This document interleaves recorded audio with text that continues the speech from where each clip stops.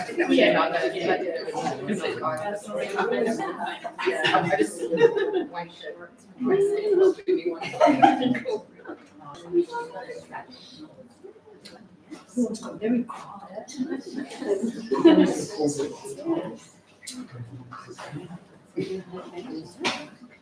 So greetings everyone, and welcome to the PMI Victoria History Library. My name is Judith Ellis, and I'm President of the Library and Chair of the Board. We're starting only 5 minutes later than planned, but there'll be still probably some people coming in because we know there's some train and bus issues tonight, so just bear with us. And a very warm welcome to our guests tonight, very special guests, Dr. Marguerita Stephens and Boonwurrung Elder Auntie Fay Stewart Muir, OLM, who I will introduce in much more detail very soon. I don't think we've got any board members here tonight, because normally I introduce them as well. So not tonight, just me. So our library is located on the lands of the Boonwurrung people of the Kulin Nation, and we pay our respects to the elders past and present. Sovereignty has never been ceded, it always was and always will be Aboriginal land.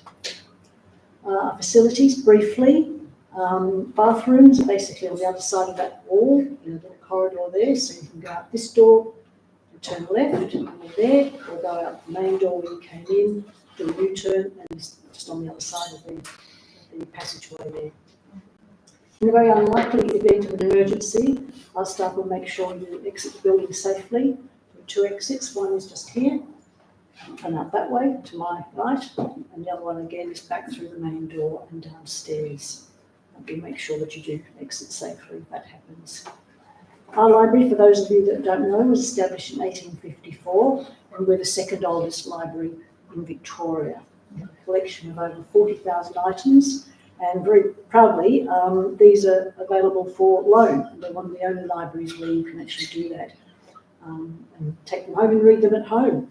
And the focus is very much on local history, and we've got tons of information about all sorts of towns all the way across Australia, in fact most towns I think. So our staff here tonight, Jade at the back and Ellen here, are taking photos and video for our YouTube channel if you want to see this again, or give it to someone else, the link for them to see it if they've missed it tonight. But if you don't want to be photographed for any reason, make sure you let us know and we can accommodate that.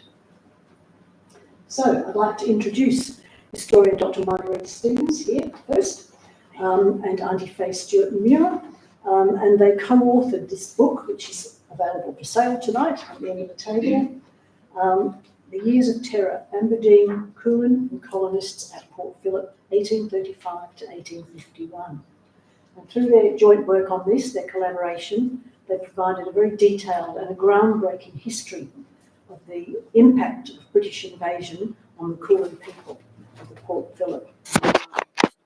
And some comments I've seen from a few sources say that this book is a monumental achievement.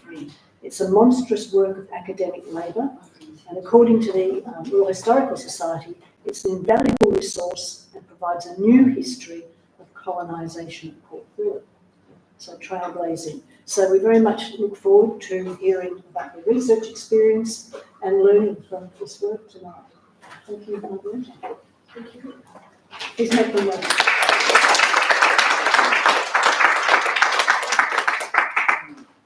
So I'm going to talk for about half an hour. I'm going to read. I'm not good at just talking off the cuff. Can you hear me? Yeah. And then I'm going to toss to Fay, who's going to talk a bit about gender relations in Kulin communities, and then questions. So thank you for coming. May I also pay my respects to First Nations people of this place and acknowledge their unceded sovereignty in this land. It's a bit over 18 months since our book was first published. Let's go to that. It's based on the journal of Assistant Protector William Thomas, as Judy said. This is an image of Fay there. This beautiful photo was taken at the opening night of the Tandem at Melbourne Festival, wasn't it? Actually about 10 years ago. A beautiful photo that I like to show. Auntie Fay and Auntie Carolyn Briggs there. So our book has been positively reviewed, as Judith said. We've now done a number of talks like this. Fay suggested that we talk tonight about gendered aspects of Kulin culture that are available to us through Thomas's record. This is a sketch of Mr. Thomas done in the mid-1840s, so he was by then about 50 years of age. He actually spent quite a lot of time with Kulin women, but following British patriarchal formulas throughout the journal upon which the book is based, he most often refers to women as so-and-so's wife, daughter, mother. Many fewer women are identified by name than are men in his work, making it quite hard to track the lives of individual women.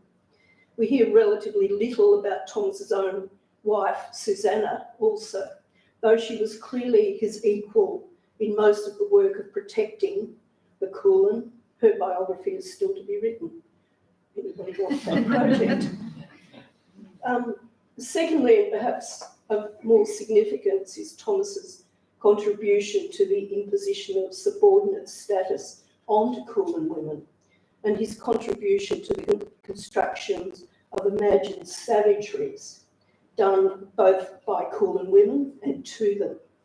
And this enabled strategic interventions of colonial governance, the saving of women and girls from their own men, the moral reconstruction of women and girls, framed interventions in every side of British colonialism, giving righteous authority to the colonisers to civilise and evangelise the benighted. Now, Thomas's journal was not, I think, consciously driven by ideology. Extending across almost 3 decades, from 1839 to 1867, our book only goes to 1851, that was far enough. His journal is a series of daily inputs, disjointed thoughts and observations, sometimes contradictory, sometimes insightful and humane, sometimes not. During his time with the Kulin, he became both more knowledgeable about some things and more persuaded sometimes by colonial myth-making and slander about Kulin lifeways, and by the developing pseudoscience of race into the middle of the 19th century. So I'm going to just touch on one such impactful slander as we explore the life of a woman called Wiggle, W-I-G-A-L, her life and her death. Despite the opaqueness of women's lives in general in Thomas's journal, we can build pictures of their lives by pulling together bits and pieces. Sometimes key clues hide in a passing remark by Thomas, and sometimes it'll be a half line. And in fact, in writing this paper for you, I've sort of come back to a particular line that I hadn't previously picked up. It's the richness of the journal is like that. So here I've put together a snapshot of Wiggle, her life in the first 2 decades of the unsettlement of Port Phillip, Naarm. You'll see the name Naarm there on Thomas's own map.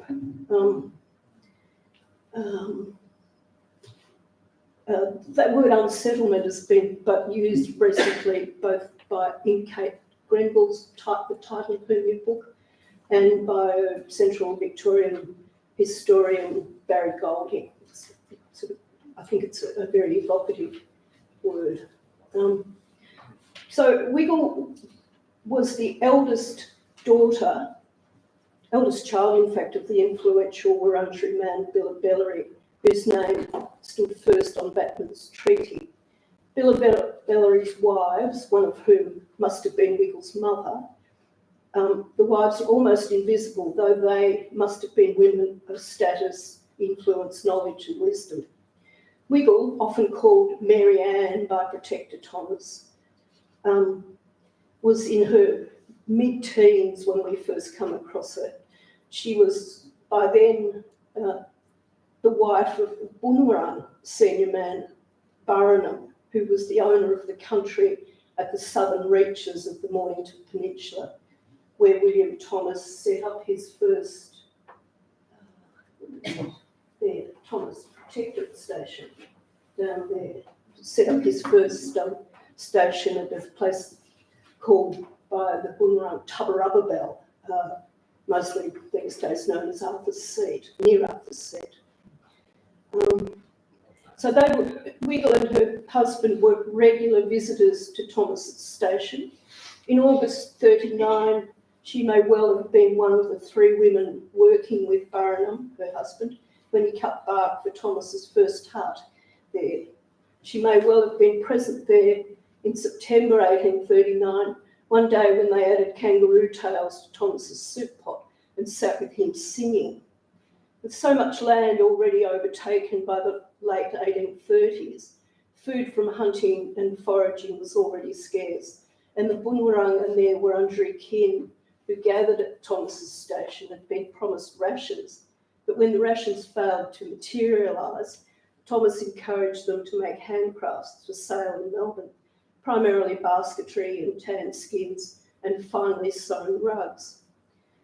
Wiggle is first actually named where one morning in November 39, he says, showed me a fine basket she is making for me to send to Melbourne to get flour for the black women.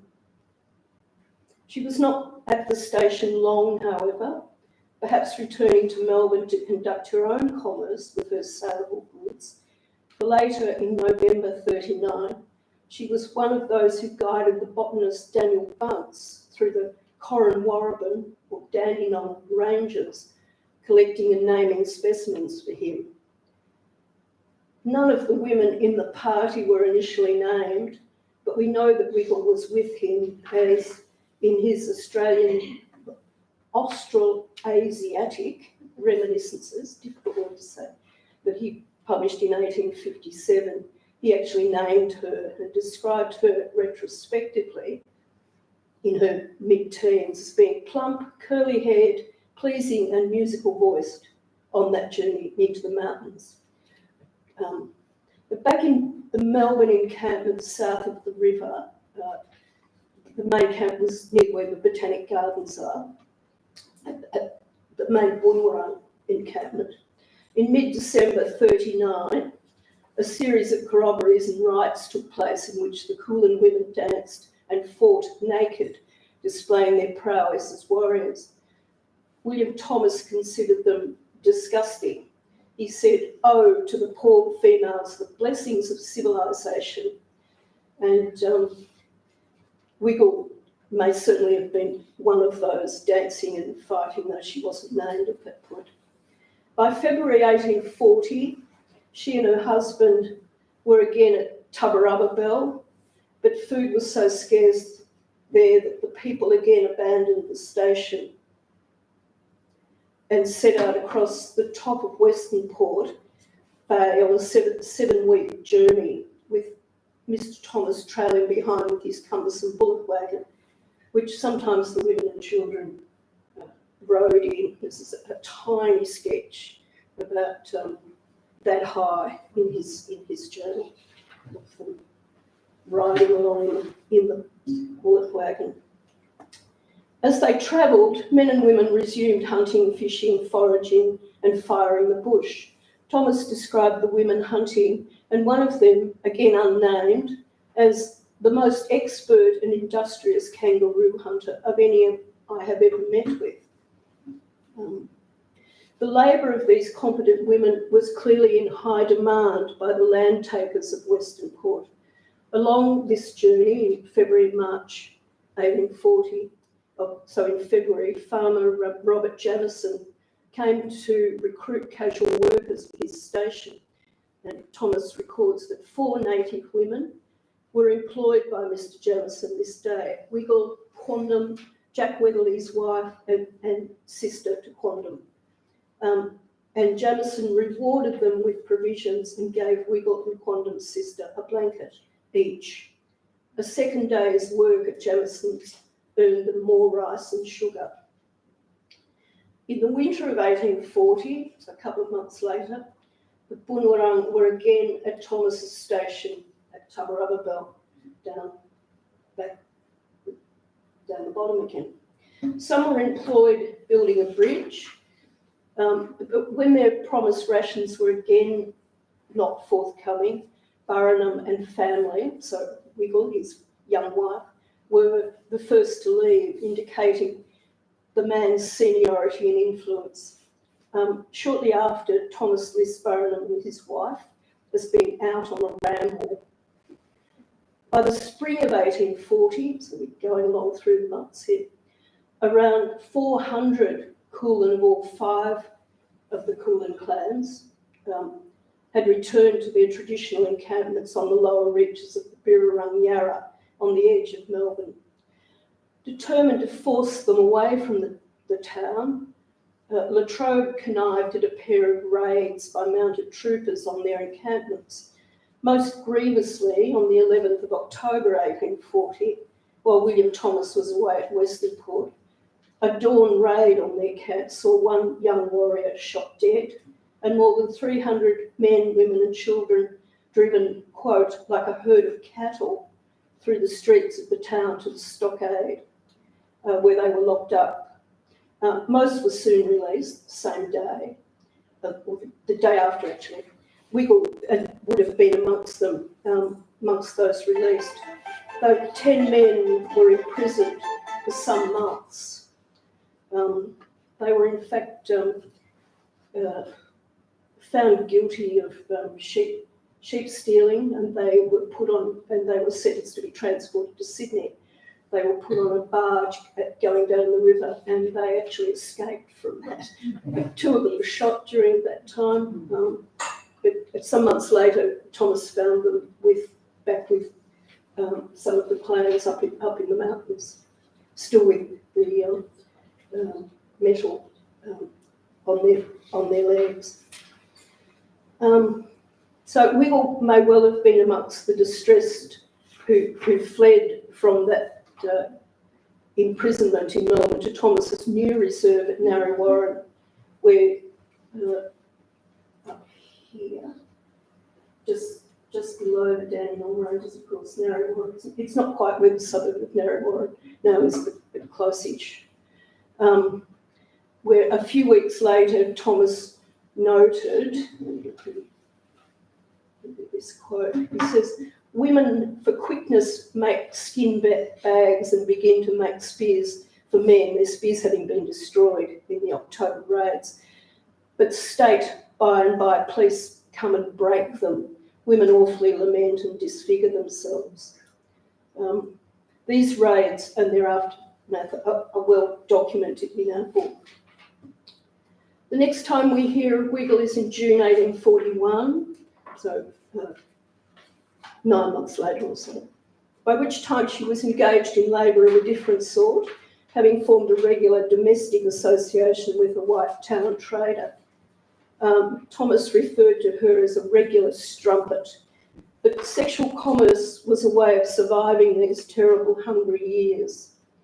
Thomas attempted to prosecute the white man, but was informed by the Crown prosecutor that, quote, "I have no right to punish the party if the woman is willing," and in this case, her husband, Barnum, was thought also to be agreeable to the arrangements. People make do when they need to. In March 42, Wiggle was listed as being at Thomas's station at Narre, working there, probably cutting timber and bark, building slab huts and fences for the gardens, and planting and harvesting along with other women. The competence of women in this work is clear from Thomas's journal. He noted that old Dingo, who was the mother of Dermot, who you perhaps heard about, she was by then in her late 70s, so an old woman. She shows that wooden pickaxe is better than an iron one by, with dexterity, making some holes for rails. before the house, the fence before the house. Another day, he noted that he and one of his government men struggled for hours trying to fell a particularly large tree that he feared might fall on the newly built schoolroom before Burberry and his wife, again unnamed, came to their rescue. They laughed at my stupidity, he says, and in 1 hour the tree was down, doing what would have taken 2 workmen half a day in an hour. Grateful, he gave Burberry's wife a neat tomahawk in addition to her ordinary ration, suggesting that she took a central role in the work. Basket making and the tanning and sewing of skins for sale continued there and at Narrewarren, and Thomas and later writers give it that Susanna Thomas taught these skills to the Kulin women. But elsewhere, Thomas remarked on the perfection of the stitching of the women, making it quite clear that such skills were part of their traditional skill set. But Boonwurrung never really settled at Thomas's Narrewarren station. Wurundjeri also weren't keen on it for all sorts of reasons that we detail in the book. But the Boonwurrung in particular preferred to stay further down the peninsula, where Thomas had promised them a station of their own. They wanted one on the western shore of Western Port, at the place now called Kulat, called Kulak by them. So for a couple of years, Wiggle and Barrowland are just shadows only in Thomas's record. So the next we hear of Wiggle is in late February 1846, so about a 4-year jump there. When aged about 21, 22, she gave birth to a son at the South Bank encampment back in Melbourne, where Thomas now had his headquarters because his Narrewarren station had basically failed and he'd come back into Melbourne to do his protecting from there. So when she gave birth, Wiggle was ill, and Thomas arranged for the newborn to be handed over to Mrs. Peacock, who was the wife of the teacher at the Merry Creek School. They had also been at Narrewarren. Despite the ministrations of Mrs. Peacock, the infant died 4 days after birth. So why did Thomas take Wiggle's infant and give it to Mrs. Peacock? It may have been simply that Wiggle was ill, or he may have done so for more nefarious reasons. By 1846, Thomas was acutely aware, as of course were the Kulin themselves, that very few infants were being born, that even fewer were surviving. Early in his time as protector, Thomas had dismissed the rumour circulating amongst colonists that women were killing their newborns. He dismissed that as ridiculous.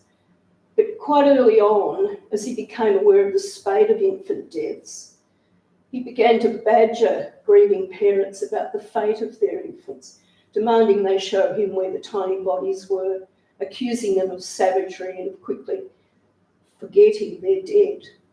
He recorded his efforts to track down the dead children, infants, and the responses of men and women who spoke back to him.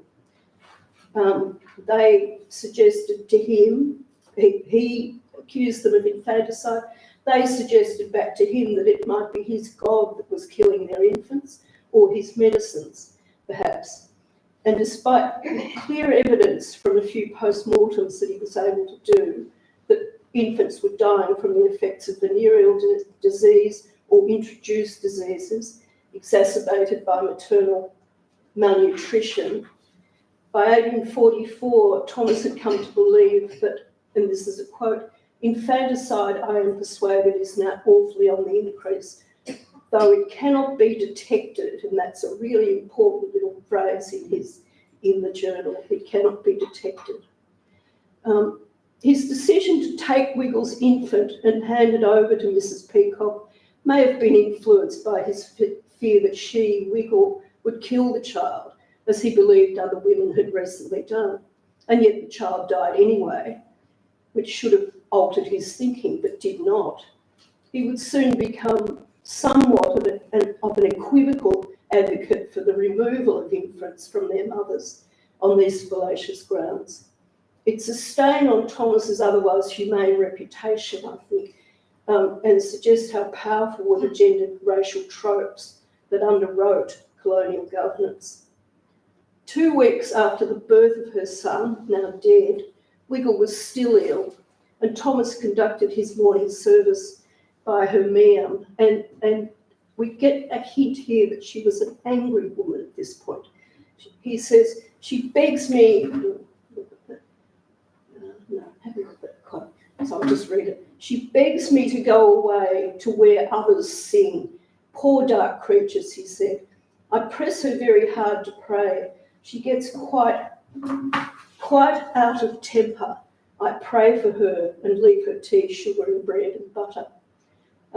So he has taken her infant, and it has died, surely adding to the suspicions of the Kulin that the invaders are the agents of their infant's death. And she gets quite out of temper. She is ungrateful for the gifts of civilization. I think this is a point where there are really different views from either side of the frontier. We can only wonder at Thomas's motives. Might he not have given the child to another Kulin woman, for example, to witness? Why cross that boundary, that racial boundary, to give the child to Mrs. Peacock? It's arguably a strategic crossing over, an early act of child removal, and Thomas's own work becomes really significant in that process, where he testifies to the 1858 Select Committee and advocates child removal at that early point. Stolen generations are not just early 20th century. In Victoria, it goes right back into the middle of the 19th century. So 6 months after the birth and death of her infant, Wiggle would certainly have been at the Merry Creek when her father, Billabellery, Wurrundjeri headman, died on the 10th of August, 1846, though she, his eldest child, is not named as being present. Her husband, Barnum, is named, having come in July as one of several black doctors come to determine the cause of Billabellery's approaching dissolution, records Thomas. She would, I'm sure, have been one of the 5 female attendants, Thomas observed, returning from the burial site near the Merry Creek. He writes, Monday, 10th of August, 1846, arrive at the creek about 9:30. To my surprise, Billabellery was dead and they were burying him. He had been sick for months, either with influenza or tuberculosis. It's not clear which. I made haste to the spot and exhorted the 3 wives and the 2 female attendants to think of God who made all men. One, and perhaps it was Wiggle, was much outraged and bid me begone. I stopped, however. The attendants were seated by a fire. The disconsolate widows at length left the tomb, and destruction of Billabellery's meal, his hut, with his 2 favourite dogs bound up, ready for burning. And the widows, as was their own duty with fire from the funeral pyre, set fire. 9 months later, Wiggle returned with her kin to her father's grave to perform final rites. Thomas watched from across the river this time, keeping his distance, as he should have originally, as Billabellery's eldest sons, Simon Walder and Culpendure, cleaned and smoothed the grave before the widows and daughters spread their, specifically stated to be there, spread fresh leaves over the grave. And after silent observation, all leave and say, when those leaves dry, no more sorrow. The following spring, so we're now up to October 1847, Wiggle is now about 23. Wiggle again came to the South Bank with her husband. She was herself stricken with influenza, and her feet and legs were so swollen from the effects of venereal disease that she was scarce able to move, says Thomas. The encampment, as a way of trying to protect them from the influenza, was walled in with large fires about every 6 feet to purify the air. Thomas treated Wiggle with his various pills and potions, and this time she was grateful. In the winter of the following year, 48, she told Thomas of deaths from influenza on the Upper Yarra. So despite her immobility, she perhaps remained on the move. Indeed, in the winter of 49, Thomas found her on the road to Gippsland, very sick, but perhaps by then on an important embassy between clans, clans that had been once enemies, heading east to salvage, to form. It was the beginning of the formation of new connections, new marriage contracts with the people, Gippsland people who had once been enemies. And in fact, by the time Kulin get to Corandurk in the early 1860s, some of the wives are Gippsland women. So she may well have been on her way, as by then the eldest sister of Simon Wonga, who had taken over the role of senior Wurrungary man. So a year later, we're into April 1850 by now, Thomas again mentions Wiggle. Deeply unwell, one Sunday at the Merry Creek, she engaged him in a conversation about his God, and he designated her a sensible woman. Oh, that God might yet send his spirit amongst this people, he prayed, still hopeful of conversions. Yet only a few days later, under orders from the Trove to get them away from the town again, and despite much continued ill health, he tells them he will give out blankets only to those who promise to leave the town encampments. Determinedly, Wiggle, ungrateful, says Thomas, demanded a double blanket, and had she not been an invalid, he wrote, he would have refused her any blanket at all.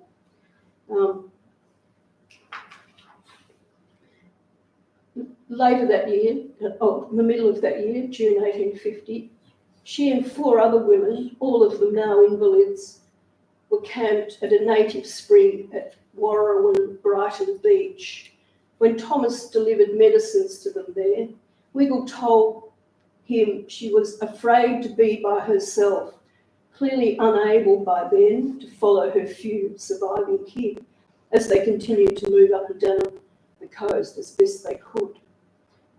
She must have briefly returned to the South Bank encampment, for in August Thomas noted that no dray could be found to take her back to Brighton. A year later, she was living at the small reserve at Mordialloc that Thomas had secured for the people, one of only 14 surviving Boonwurrung. Remember that number. On the 27th of April, 1856, Daniel Bunce, the botanist she had guided through the Dandenong Ranges in 1839, visited the Mordialloc Reserve. He recorded that he met Derrimut and Mary Ann, that is Wiggle, there. She was now a widow. The young woman who had been plump, curly-haired, pleasing and musical voiced when Bunce had first met her in 1839, was at barely 30 years of age, he says, now decrepit with pains. On her death in September 1858, Thomas himself recorded her as Wiggle, a favourite Western Port woman. She was buried somewhere between Mordialloc and Dandenong. She was 33, or thereabouts. Thomas's journal gives a vivid but heart-rending picture of the impact of colonisation on the Kulin in this place. Wiggle's life was short and tragic, yet from what we are able to glean about her life, she was a determined, outspoken, skilled, and brave woman. The tragedy of her life cut short is our tragedy still. That's all I have to say. Now, Fay.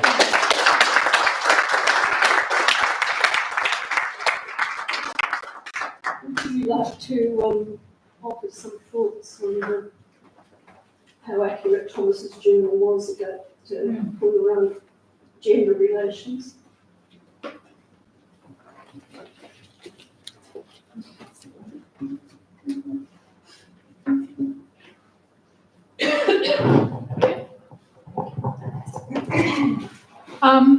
Thomas's journals, they were very much skewed to men, what they were doing, and women were not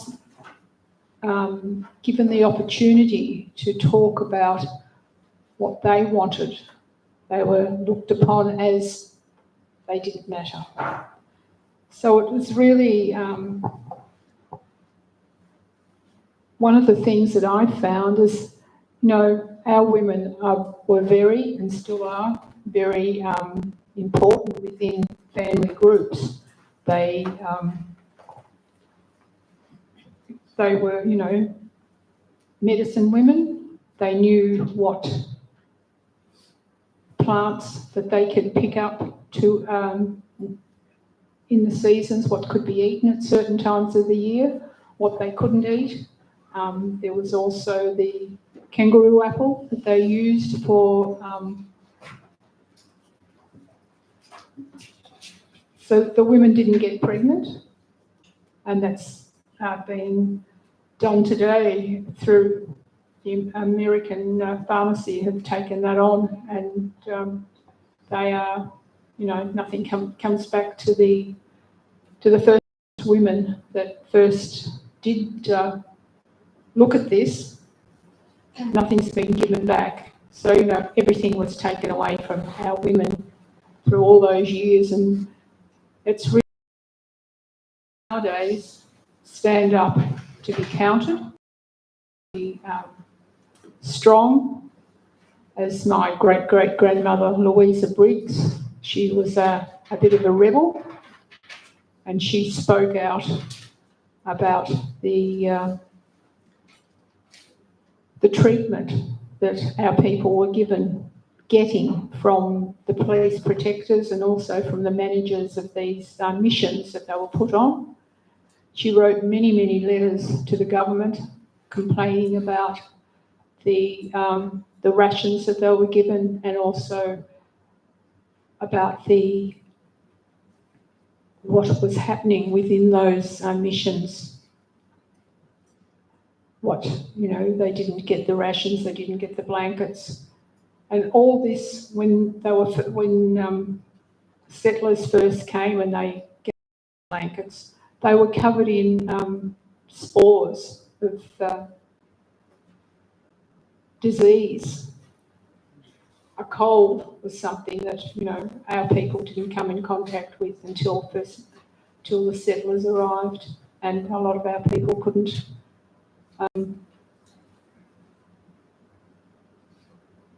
get over that cold, that chesty bit that comes with the cold. So our people had to think about how can we look after our people, and one of the things that they used to do was smoke them with eucalyptus leaves for their chest. They were held over the eucalyptus leaves when they were smoking as a medicine for our people. So our women were very strong in what was available in medicine-wise to give to our people, but nothing was written down by Thomas about that, because he didn't speak to the women as such. It was always the men that got all the kudos and were written about, which is really disappointing when we think about what those women went through, what they did. They were fantastic builders, they were great hunters. They made these beautiful baskets, and they sewed the possum skins for cloaks before settlers arrived, because that was the clothing. They were used for blankets, and they were all done by sewn with a bone needle and the thread from the sinew, the kangaroo's leg. So if you look at the cloak that's in the museum that was done by our old women back then, and what they used to sew them up was something that was fantastic. They were so tiny, those stitches, to sew those cloaks up. And, you know, the men used to get the possums, kill them, and the meat was used for food. Nothing was thrown away. And they were pegged out, those skins were pegged out to be dried, and then the women would sew them up. As a baby was born, there would be 6 of those pelts sewn together, and that baby would, as that baby grew, there'd be more pelts sewn together for that child and that young person until they were an adult, and there was, you know, 30 of the pelts. On the back of those pelts were the life story of that person, like a photo album of today. And when they were, when they passed, they were wrapped in their possum skins in their country and buried with them. And that was for them to go back to their dreaming with their story on the back of their possum skin cloak. So, you know, women weren't through Thomas's recollection, not much to do with, you know, what was going on around. It was the men, always the men, that was being spoken to.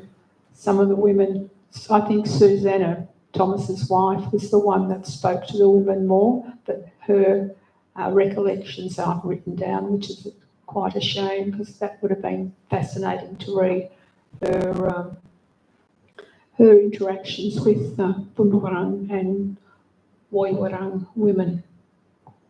So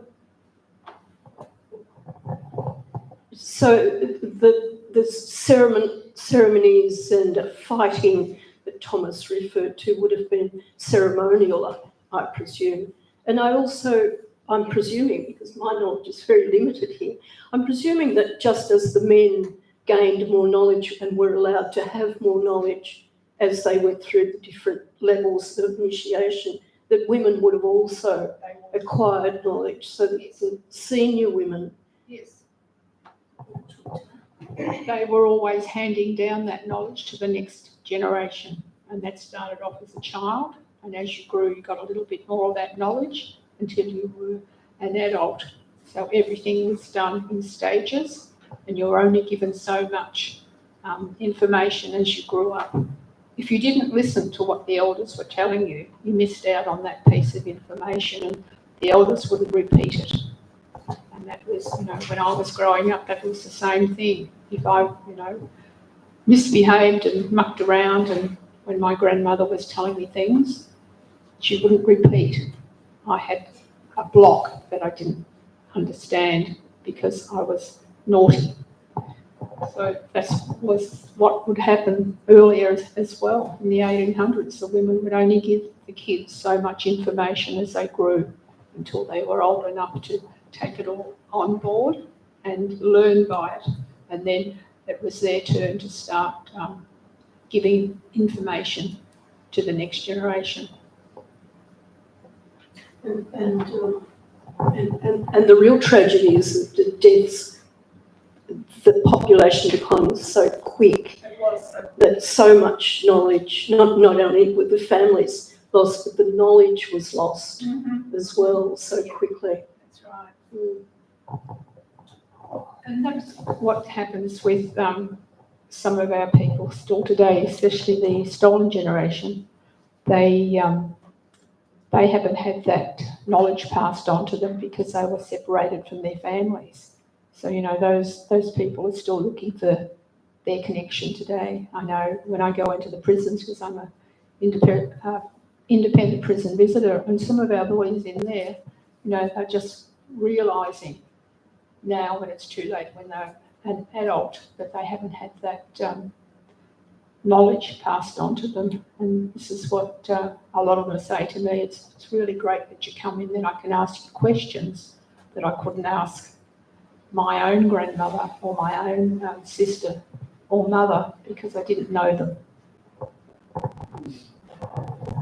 So I'm wondering if we do have any questions from the floor. One over there. Do you want to speak? That's right. Oh, second microphone. Just wrap that. I was just wondering if you're writing history and it's of that period,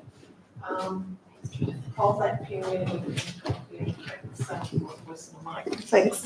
If we are writing, we have a project and we are writing history, and it might be about, say, the artists of the time or something that's very much can be seen through the eyes of the settlers or I personally feel if you are telling history, you need to include what was happening at the time for the Indigenous because it's part of the whole story. But is it our story to tell? And how do we do this?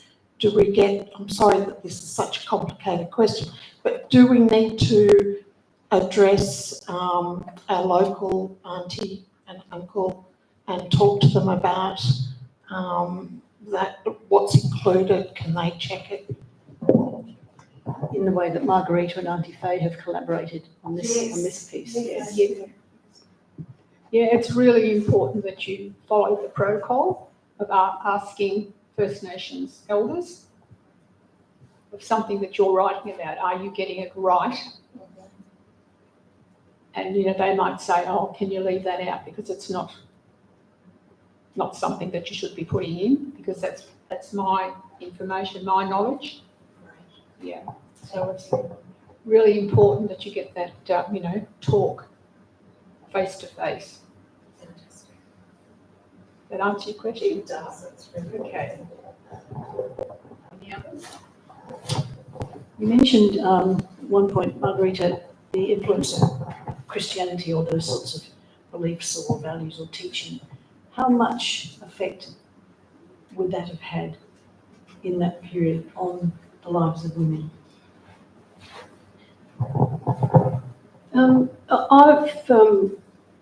I've said in the book that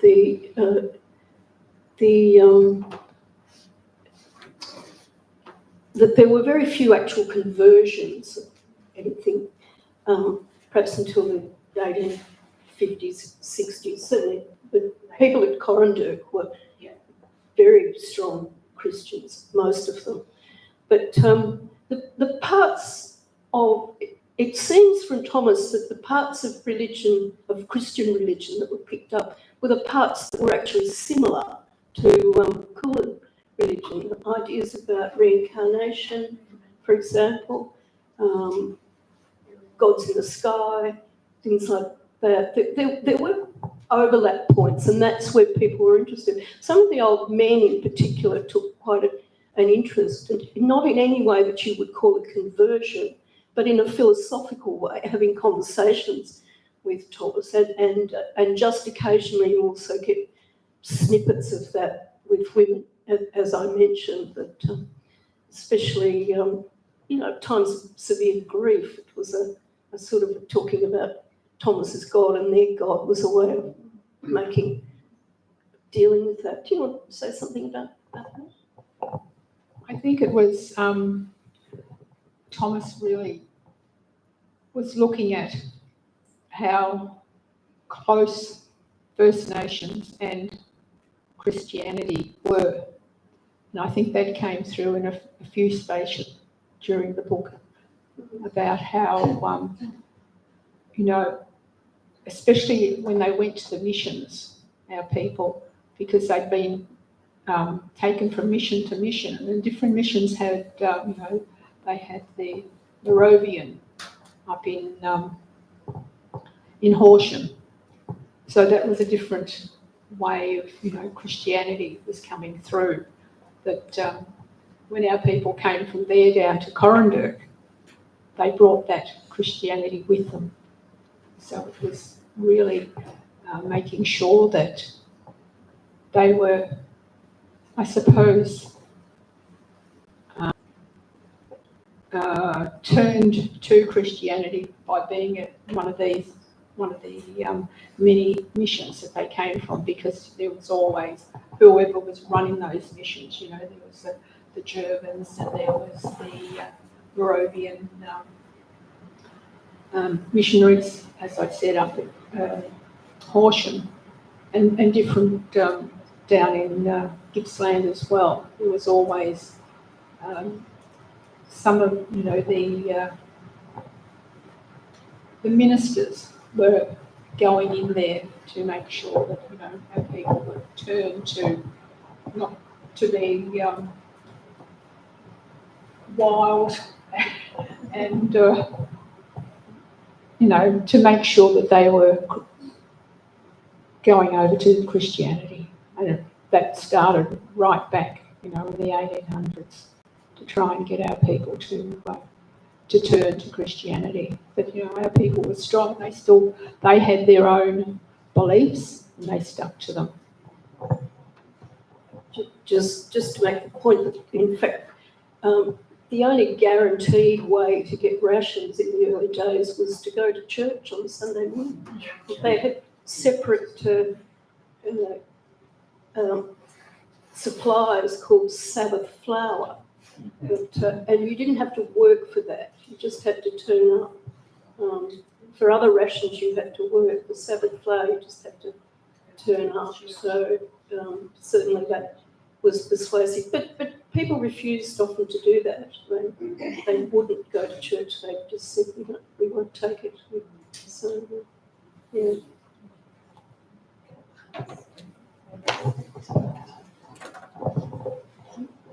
Thanks very much. Thank you so much for this book.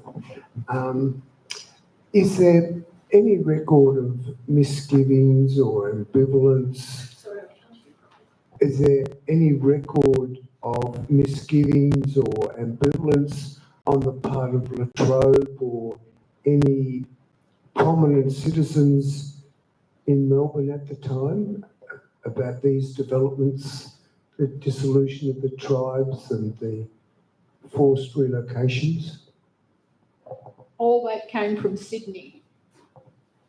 So it all went back to Sydney. If something wasn't going right here in Victoria, because Melbourne was just being an outpost to Sydney.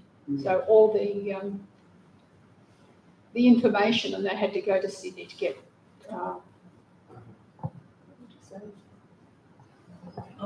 Authority to act. Yeah, that's it. La Trobe was, he was only a superintendent and then vice governor. What was it? Lieutenant governor, that's right. La Trobe is generally thought of, I think, by Melbourne people as a pretty good fellow, but he wasn't good to Aboriginal people. He withheld rations when he knew they were hungry, starving. Many times. He forced them out of Melbourne. He didn't want Aboriginal people in his respectable town.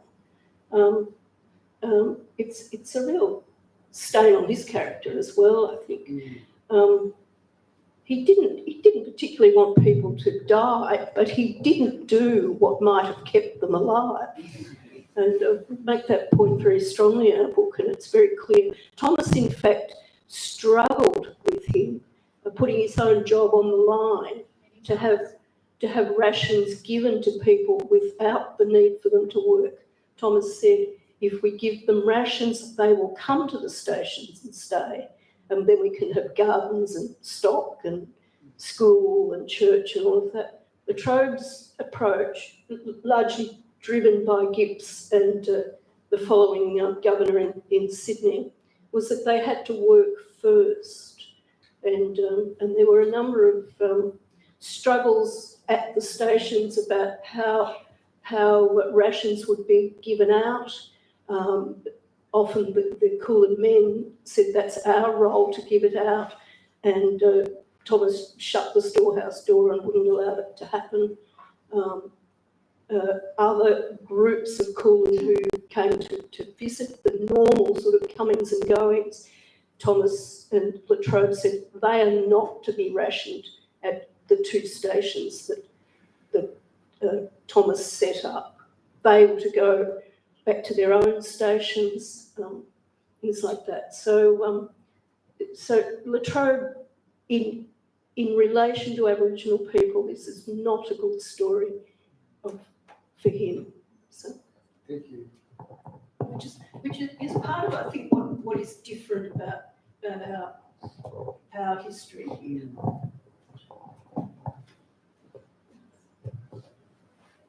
So Wiggle was, or Wiggle you call her, Wiggle, she was born a Wurundjeri, I've been saying Wiggle in my head.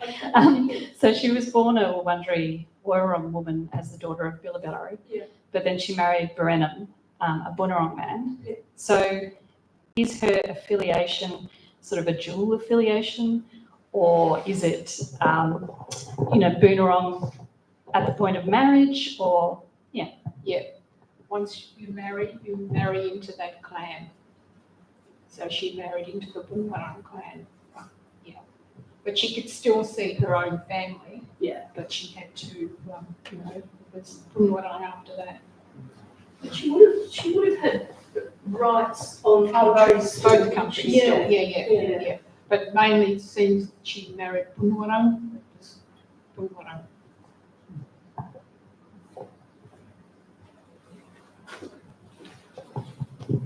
I'm just interested in the notion of passing on knowledge, and I wondered why, for example, you said that your grandmother and other people would, when passing on knowledge, only say it the once and not after that. Was that a discipline thing, or was that to teach children to listen first, or what was the reason? If you didn't listen and you missed out, that was your fault. So you missed out on the story. So that's still today that happens. If, an elder is passing on knowledge, when they were small, they was only given a little bit of the knowledge, and as they grew, they'd get a bit more of that story until they were old enough to have the whole story. And that still happens today. So they would get the whole story in the end? In the end, they would, but they had to, as they grew, they'd get the rest. So a small bit to start with, then another little bit, and then it'll keep going until the elder thought they were old enough to have the full story. And even if they missed out on a bit along the way, that bit would be filled in, or bits would be, and They it'll be missed filled that. in. No. So that was partly my question, I suppose, is that not counter to culture wanting to pass on the It knowledge? is, but if that child misbehaved and didn't listen, that was their fault. They missed out on the whole story. They only got a part of it. But they could ask their, whoever was listening, their brothers or sisters, Right. and they tell them. But the elder would not repeat. And there would have been, I'm presuming there would have been, as people grew into manhood, womanhood, and then into seniority, that there would have been movements into the knowledge of the secret and sacred, which Fay may know about, but we get none of that from William Thomas. It's a very so it's very limited. So there's still the divide here between us, that Fay knows things that I don't know and have no right to know. So this is what our sacred and knowledge is all about, is passing on to our kids, our families, but we don't give that out to others that aren't First Nations. Can I just say, following on from that, this week someone sent me a copy of Phyllis Cavery's anthropological work on women in Western Australia, and that's a 1930s book of anthropology where anthropologists were, I'm going to use the word, prying into that sort of secret, sacred knowledge. And I was thinking about that, and I think one of the advantages of working with William Thomas's material is that because it's largely secular, we can actually, it doesn't go into those levels of knowledge that we have known that I'm not allowed to have access to, that he wasn't allowed to have access to. We actually, our book very much allows you to sort of look across the frontier, use almost the sort of secular values that we might have to think about what was done, what happened to the Kulin. I had a sense in the quick look I had at Cabry's work, and I had looked at it before, that Aboriginal people came across as very different, that you couldn't sort of move across that frontier in the same way, and so I'm not putting this very well, but so that your sort of response to what happened to people is quite different, I think. I don't think I put that very well at all. But, actually, just what you were saying too, I mean, that would have been a very interesting time because everyone in Australia was celebrating the centennial of Australia, you know, in the 1930s. Yes. This is when it all began, and the focus was there. There was so much underlying stuff happening. I guess, I know this is a big question, but why is it we didn't have treaty and New Zealand did?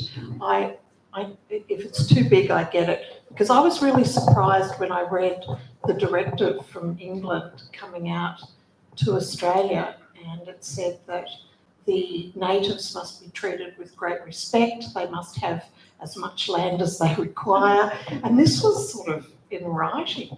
But yeah, I just wondered, is it too late for treaty? Ask the government.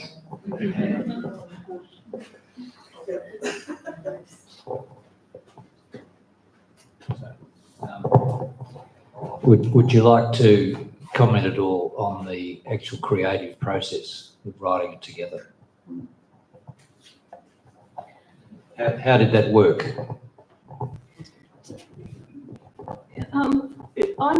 I started work on the Thomas journals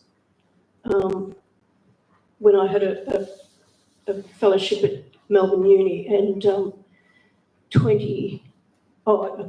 I was doing a PhD at Melbourne Uni more than 20 years ago, and I was not given, not directed in any way to a First Nations advisor, mentor in any way to non-Indigenous. And so I went and looked for someone. I felt that wasn't the right way to do it. So Ian Anderson, who's a medical doctor and professor at Tas Uni, came on board, and we had that association that was good. And following that, I became interested in the Thomas material, and again at Melbourne Uni, I wasn't offered any Indigenous connection there. So I went to the Victorian Aboriginal Corporation for Languages, and Richard Broome actually put me in touch with VACL, as it's called. And so VACL, because you had collected Thomas's language materials, VACL was interested in the project that I was doing, which ended up being the transcription of Thomas's journal. I was quite nervous going into VACL to start with, but they were very welcoming. And so then when I decided that I would like to write a book, Fay and Mandy Nicholson came on board as sort of partners in that. So I did the writing. Fay read everything that I wrote. Mandy was very busy at the time and sort of came and went a bit. Her artwork is part of the cover work there. So I think it was very much a process of gaining trust between us. Fay read things and possibly circulated things and came back to me with a few comments, requests that particular words not be used, things like that. But so it's been partly a process of gaining trust, but partly a process of authorising. I would not have written the book without Fay's guidance and support, and yeah, so that's been the process from my point of view. What you like to? Yeah, it was great connecting with Mark when she came into Tobacco, and we got a friendship there, which is fantastic. Because it's over how many years? 2011. Yeah, so it's a while, and it's just been great because I love looking at Thomas's writing in his diaries, and deciphering those was great because the linguist that we had there, I was helping her to decipher and read these, and she was getting the language out from that. And then Marg came along, and then we looked at the books that, there you go, some writings. Yeah, and it was really, really interesting. So just having that connection with Marg has been fantastic. And I've really enjoyed helping out. And, Marg was sending me things, email, I'd read, that I'd send back. And we kept doing this backwards and forwards, and then we'd have a meeting. She'd come down to Geelong, and we'd have lunches. Lots of lunches, lots of laughs, lots of, now Marg, just spit it out. There are, for example, when Fay had suggested that we talk about gender tonight, I had a particular sort of interest in the way that First Nations Australians were sort of constructed in the British imperial mindset as savages. It's a horrible word, but it was regularly used. So when I said to Fay that if we were going to talk about gender, that I would probably, with her permission, say something about what I think is a colonial slander about infanticide. And I started my text to you by saying, this is one of those just spit it out, Marg, moments. What do you think about us doing that? And Fay very generously said, yes, let's do it. There is, Australian Aboriginal people have been subject to the most awful racism. And I've come back to what I was trying to say before, that our book presents Kulin people as the same. We can see the same humanity. I think in a lot of the anthropologies, all you see is difference. And it's the difference that drove the British colonial ideas about British people and the dreadful racism of the 19th and most of the 20th century. I think there's been a bravery on both our parts with this process. Bringing up some of that stuff back into a public forum like this is challenging for both of us. But Fay has agreed that is a valuable thing to do, and I hope that if you read the book where those ideas are further developed, I hope you will get something from it. So yeah, so it's been a challenge for both of us, but I think it's working okay. Yeah, it's working fine. I think, the whole story needs to be told, not just snippets of our history. And, you know, when we've been at school, nothing's been taught to our kids about First Nations history. It's starting to now, but by jingo, when I was at school, it was nothing. And even when I went to uni to do my teacher's training, it was nothing. And I'm thinking, how the hell are those teachers, our young teachers, going out there to teach, you know, First Nations history? Haven't got a clue. But now, you know, I'm still going into schools to talk about that now to the teachers and to the students that are in front of me, from the little ones up to, you know, year 12. And it's my passion to get my history out there for everybody to learn about, because, you know, it's not just my history, it's your history as well.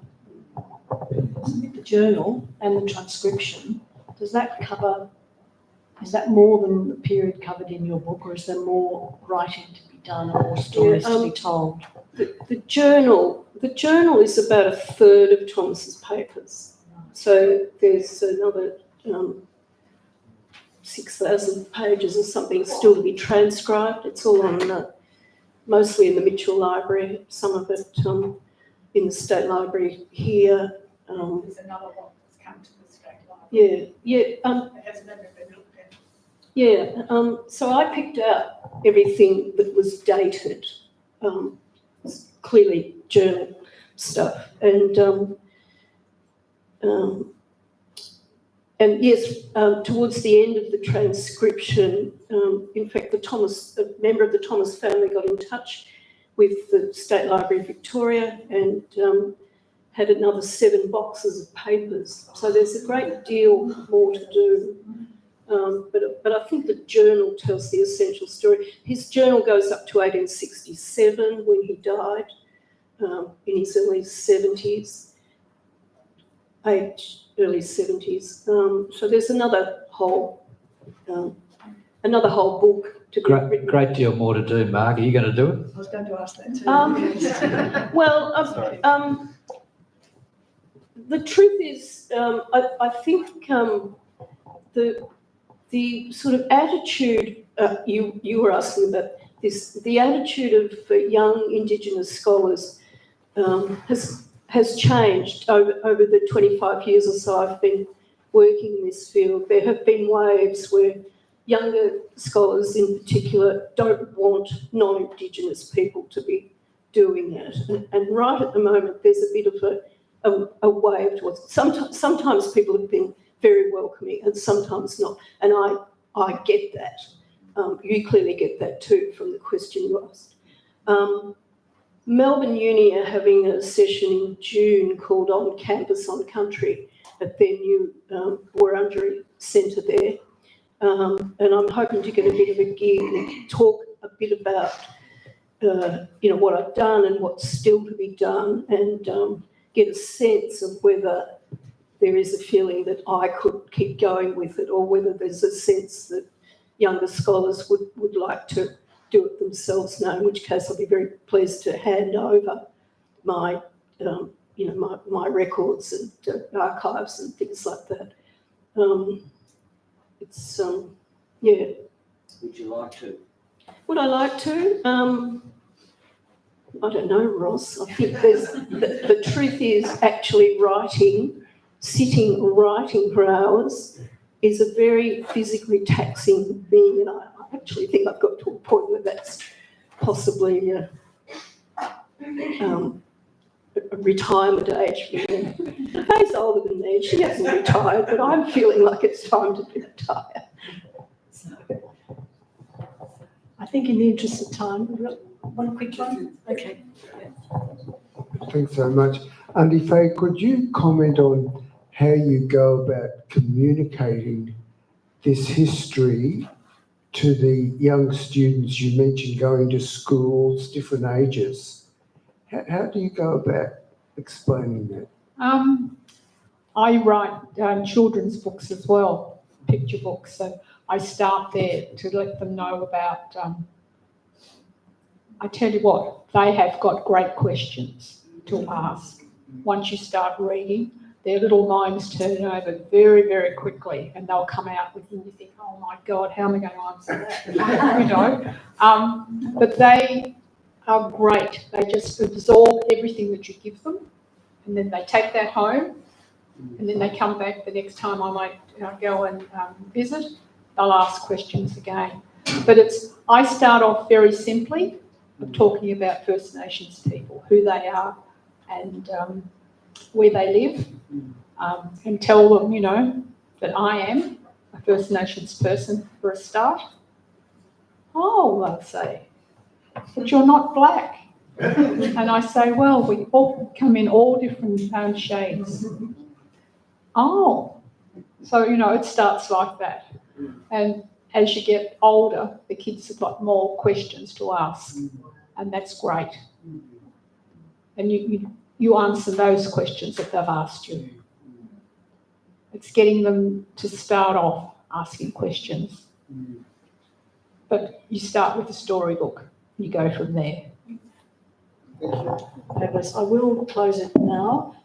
Thank you so much. Thought-provoking. I've certainly learned a lot. I hope some of you have as well. Great story. I'm sure there's another book in you. I've said that to this man too, but I've said that to you as well. Yeah. Yes. So thank you so much. Much appreciated you coming and spending time with us. And great to see your book. I think it does very well. And it's here for buying and signing. And our authors are here if you want to chat to them a bit further. Thank you very much for coming along. If you want to keep in touch with us and find out more about what we're doing, check out our website. You can also leave your contact details with Jane at the back there if you'd like us to keep in touch. Still coffee, tea, biscuits at the back if you want to help yourself. And if you want to talk further to Auntie Fay and Marguerita, please do. Thank you both very much.